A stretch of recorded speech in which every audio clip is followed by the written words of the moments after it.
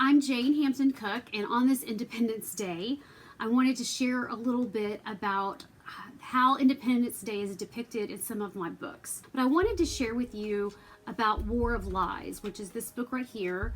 It's called When George Washington Was the Target and Propaganda Was the Crime. And this is a true story. It's about counterfeit letters that were written in George Washington's name and published as authentic when in fact they were false. So it's the 18th century version, if you will, of what we now call fake news. But the role of independence plays an important part of the story in War of Lies, because what I realized is when I examined the four suspects who could have written these counterfeit letters, one of the things that really stood out to me was how the main suspect, the person who did it, and I will keep his name a secret so you can read the book and discover who it is, but one of the clues to me that this gentleman actually wrote these counterfeit letters was how he discussed independence.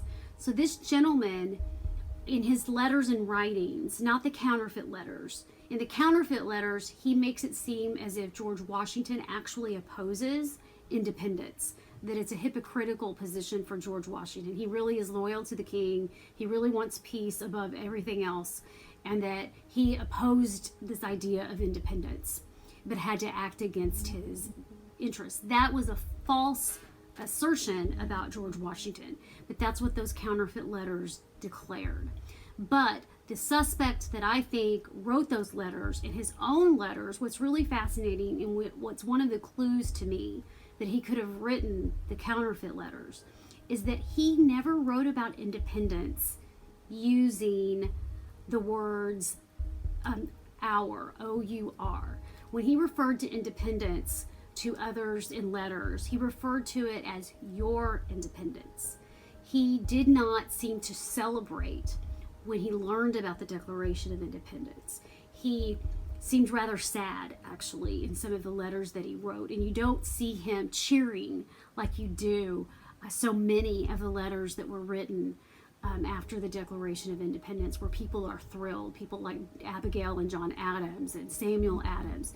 This gentleman had a more measured tone, and when he did talk about independence and how he regretted, that there could not have been reconciliation before that, he uses the words your independence, not my independence, not our independence. And that's one of the big clues as to who I think was a counterfeiter behind the War of Lies letters that I wrote about in this new book. So I hope you'll take a look at the book, and more than anything, I hope you have a happy Independence Day with your friends and family. It's always a really good time to celebrate, and that's what Independence Day should be, a celebration of American liberty. Thank you so much. I'm Jane Hampton Cook, and you can learn more at janecook.com.